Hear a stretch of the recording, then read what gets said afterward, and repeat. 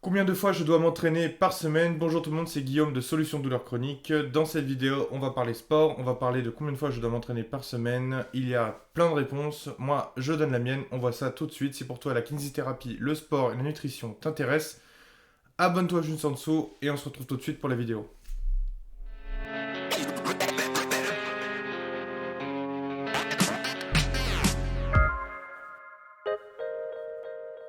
Alors aujourd'hui dans cette vidéo, on va parler de combien de fois tu dois t'entraîner par semaine. Une réponse qui a l'air, une question plutôt qui a l'air assez facile, mais qui finalement est assez compliquée et complexe. C'est pas une formule simple et magique. Tu dois le faire 3 fois, tu dois le faire 4 fois, tu dois le faire 5 fois, tous les jours, pas tous les jours, une fois par semaine, 2 fois par semaine, non. C'est plus compliqué que ça évidemment. C'est adapté à tes besoins, tes cas personnels. Ton cas personnel, pardon, par exemple déjà, première chose, quel âge as-tu? C'est pas une recommandation qu'on peut faire pour quelqu'un qui a 10 ans, pour quelqu'un qui a 18 ans, pour quelqu'un qui a 50 ans, 60 ans. C'est aussi quel sport fais-tu? Quels sont tes objectifs? Quel sport au singulier, au pluriel? Ça c'est important. C'est aussi quelles sont tes activités. Alors déjà ton travail. Quel est ton travail? Est-ce que tu es étudiant? Est-ce que tu n'es pas étudiant? Est-ce que tu veux consacrer de l'argent ou pas aussi à ton sport? Est-ce que ton travail a une charge physique ou non? Par exemple, moi, si je prends mon cas, je suis kinésithérapeute. En fait, j'estime que kinésithérapeute, c'est une charge assez complexe à expliquer.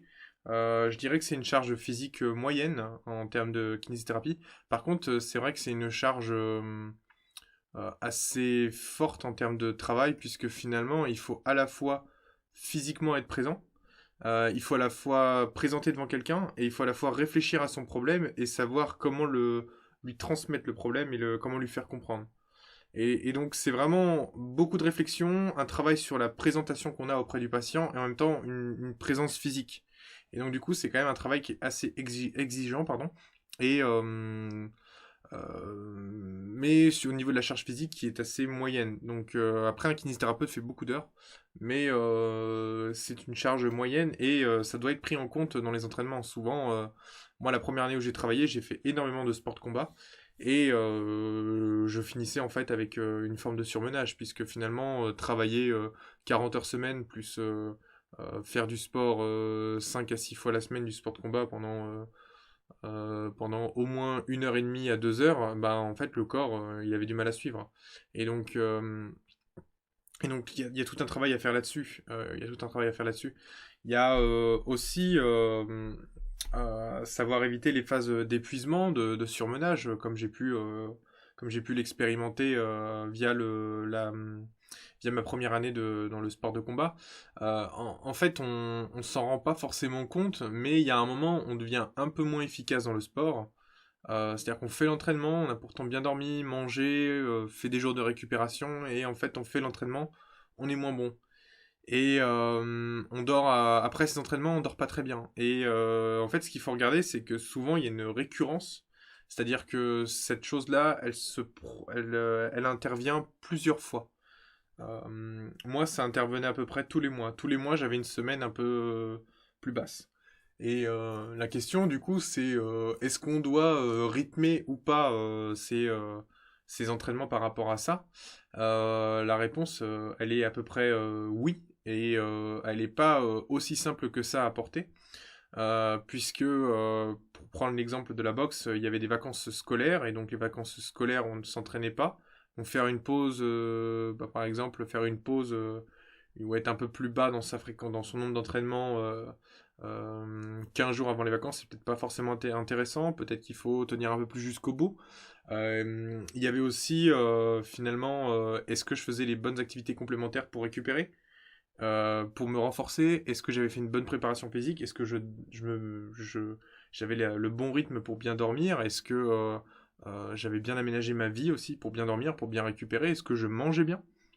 Ça a été aussi pendant longtemps une question que j'ai eue parce qu'en fait, j'ai utilisé certains outils en nutrition, en aménagement aussi de mon quotidien, et puis finalement en technique de récupération qui m'ont permis d'aller un peu plus vite en récupération, de gagner un peu plus de récupération.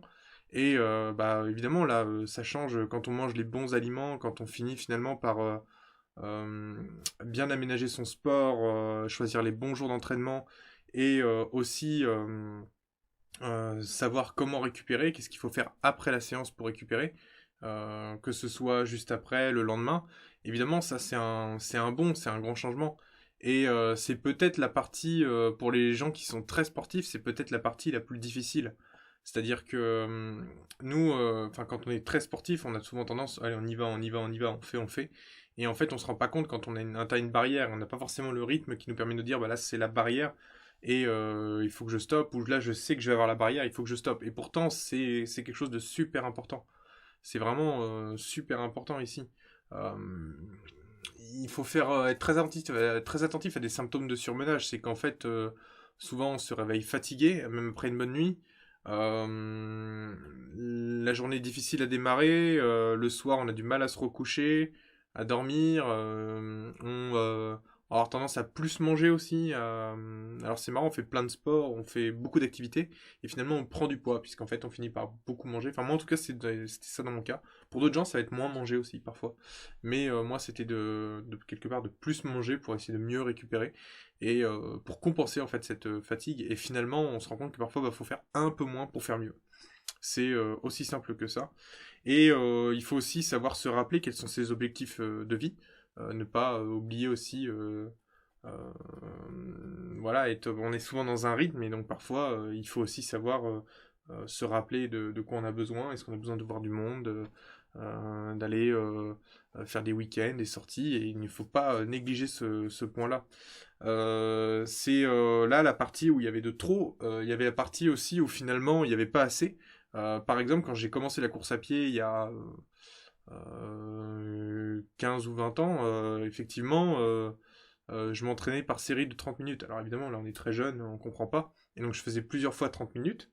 Et entre, allez, 2 à 3 fois par semaine, 30 minutes. Et ce qui se passe, c'est que bah, 30 minutes, c'est bien, mais quand l'objectif c'est de courir 10 km, sachant qu'à l'époque, je pense que je courais entre 11 et 12, grand maximum, bon bah 10 km en fait, on n'a pas, même si on veut monter à 15, et après ça a été le semi-marathon que j'ai voulu viser, bah j'avais pas la caisse. J'avais pas la réserve, puisque finalement mon entraînement était, même si je pouvais m'entraîner 4 fois par semaine 30 minutes, quand on fait après une sortie d'une heure et demie, on n'a pas forcément, on n'est pas assez bien préparé pour. Et donc là, il faut savoir augmenter ou adapter son entraînement, et ça paraît tout bête, mais il faut savoir augmenter finalement ses sorties, faire des sorties d'une heure ou une heure et quart, pour pouvoir être plus efficace sur la course à pied. Et c'est la partie où finalement on n'en fait pas assez. On peut être aussi parfois pas assez sur un exercice qui est une faiblesse au niveau de notre corps. Et par exemple, si on a une faiblesse au niveau des pecs, bah, peut-être qu'on les travaille pas forcément assez, on les travaille pas au bon moment aussi. Parce que il faut pas les travailler pour risque de blessure à un certain moment. Il faut pas non plus les négliger. Il faut savoir les inclure dans son emploi du temps. Si c'est une faiblesse pour nous qui est important à travailler, effectivement, il faut savoir l'inclure. Moi, par exemple, j'ai aussi eu un de mes patients qui a eu le tendon d'Achille cassé lors d'un match de handball. Il n'a pas compris pourquoi.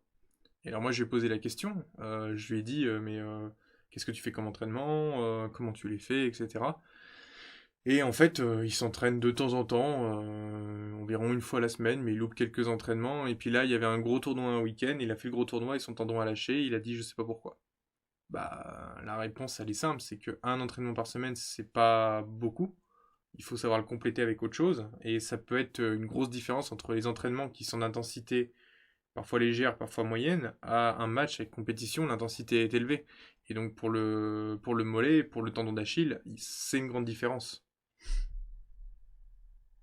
Pour résumer, combien de fois tu dois t'entraîner par semaine, c'est évidemment une question que tu dois te poser en fonction de tes objectifs de vie, tes objectifs aussi sportifs, et ton ressenti, et en même temps une optimisation que tu peux mettre dans ton quotidien. C'est vraiment ces quatre critères-là qui vont être super importants, mais il va falloir trouver le bon mélange. Ça prend du temps, il faut faire des tests, et il faut aussi avoir la bonne méthode.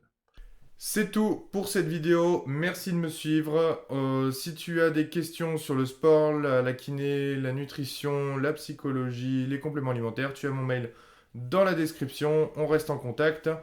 Si pour toi la kinésithérapie, le sport, la nutrition t'intéresse, tu t'abonnes à cette chaîne. Il y aura plein d'autres vidéos là-dessus. Je vais pas m'arrêter. Et c'est avec un immense plaisir qu'on va partager tout ça. À tout de suite.